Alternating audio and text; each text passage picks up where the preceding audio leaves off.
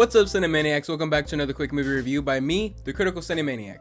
I take a look at cinema, whether it be movies or TV shows, give you some raw thoughts and opinions on the latest projects to come out.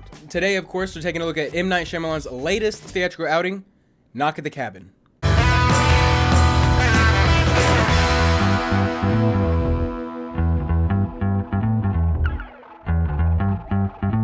Knock at the Cabin was a project that I really wasn't looking forward to at the beginning of the year, honestly. It did not make my most anticipated movies list, just because his last outing, Old, didn't really impress me in any way. But this isn't a review for Old.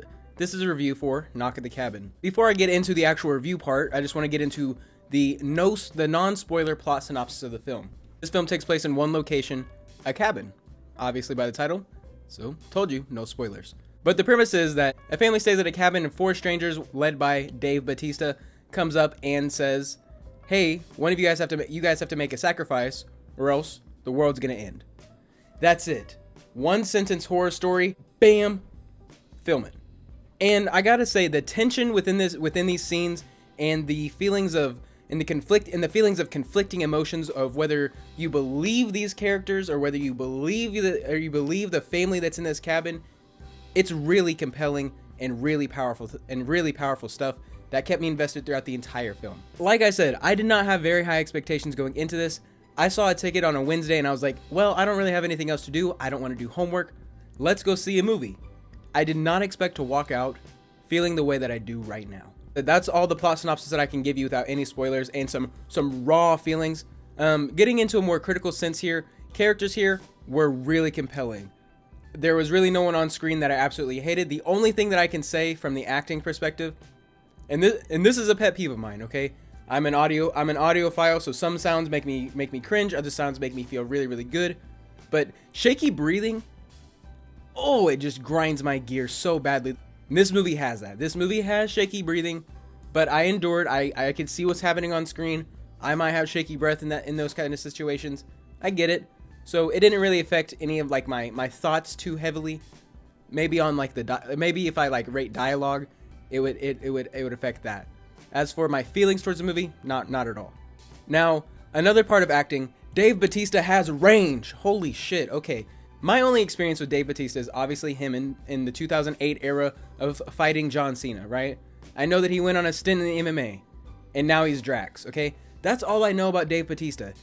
In his acting career, I just know him as Drax. I've seen that he's been in other projects. I have not seen Knives Out, Glass Onion yet. I want to so badly, and I will. I will make a review on that. That is a promise to you, person watching this or listening to this on your cellular device or on your computer, your desktop, anything. I got you. But anyways, I know that he was also in Army of the Dead. Didn't watch that. Didn't really care for it. Zack Snyder's hit and miss, kind of like M Night Shyamalan. But Dave Bautista here plays a really anxious character by the name of Leonard, and it's so good, it's so compelling, and every time that Dave Bautista was on screen, I was like, why do I like this so much? And it's just his acting. It's just chef's kiss. That's the only way I can describe this. But the strongest element of this film is easily the plot, okay? The plot here, again, stupidly simple. Make a sacrifice or else the world ends. Supposedly, right? Like that's everybody knows M Night Shyamalan always has twists and turns within his films. So what will this film be? And that's what's so good about this, is that you can never tell what is real and what isn't. And it plays on that so well.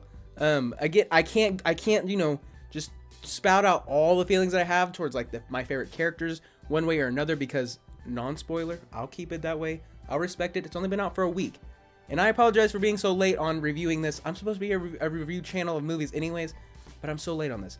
Anyways, so good. The plot twist here is something that's effective throughout the entire movie, okay?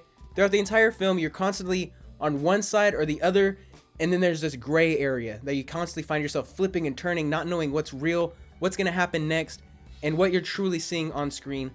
And it's just, again, I know this isn't an M Night Shyamalan original story, but this was pulled off so well in film. Again, chef's kiss. This movie is hard, okay? I'm gonna rate this movie as hard, all right? And I don't just mean that as like an analogy for my PP right now, but I'm talking this movie's solid, okay? There are very few shortcomings to this movie. The only thing that I did not like about this movie was the shaky breathing. And if that's all I can say as something that I don't like about a movie, that's incredible, right? The only other thing that I would argue was a bit lower. Cinematography, I don't enjoy a Dutch tilt that well, and I also don't appreciate like close-ups that cut off parts of the forehead or like parts of the chin. I like to see a full face. I don't like to see like this much of a face. I don't like that. While those might be elements that are specifically chosen whether to make you uncomfortable, I know a Dutch tilt is used to make you feel uncomfortable, and I can appreciate that. I can look at that and appreciate that. However, whenever the camera is doing this shit and I can't see a full face, it really bothers me, and it just makes me think, okay, why can't I just see their hair? Like it might be another pet peeve of mine, but even if me and you were to argue on whether or not that's an essential part of the movie or whether or not that's an intentional artistic decision, I didn't like it, and that's where I'm going to draw the line of like, I didn't like that. So if I were to say that the weakest parts of this film were shaky breathing, and sometimes whenever they do a close-up of a face, you can't see the entire head, and I found those two aspects of this film annoying. If that's all I can say, this movie is great. So again, that's my raw emotions and initial thoughts. All right, that's where I'm going to leave that at. If you want to get into the stats for nerds and realize and see what exactly I would rate this out of 10, I have a scale based on 6 different categories. Those 6 categories are based on a scale of 1 to 10.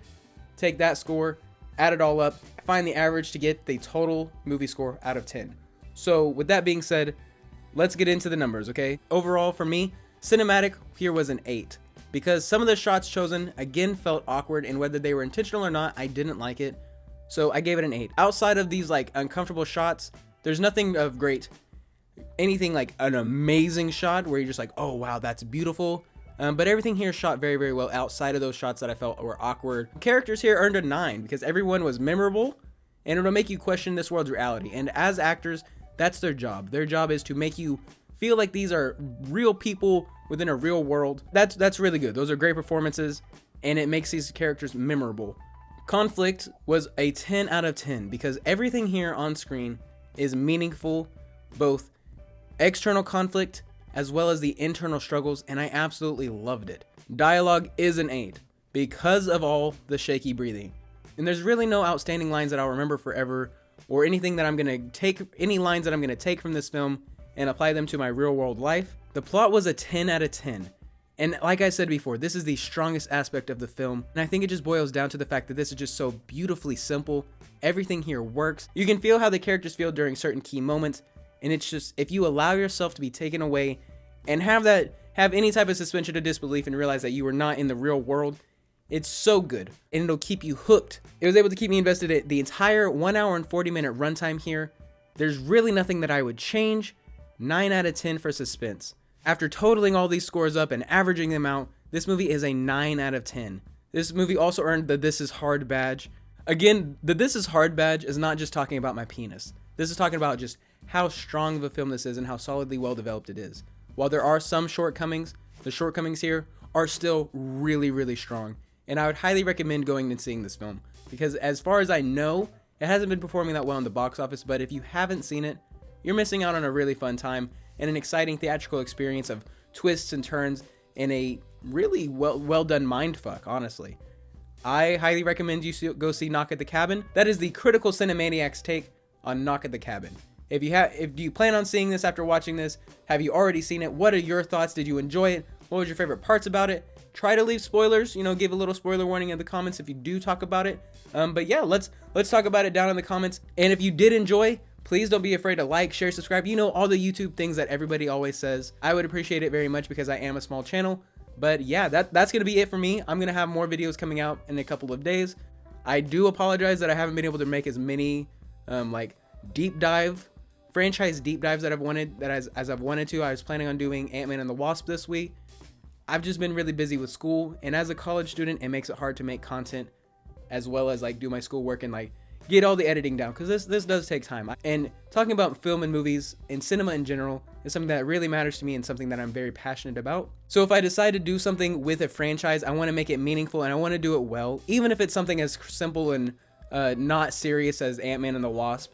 I still want to give it the respect that it deserves as an MCU project. But that's a long enough intro as it's been. I hope that you enjoyed, and I will see you in the next one.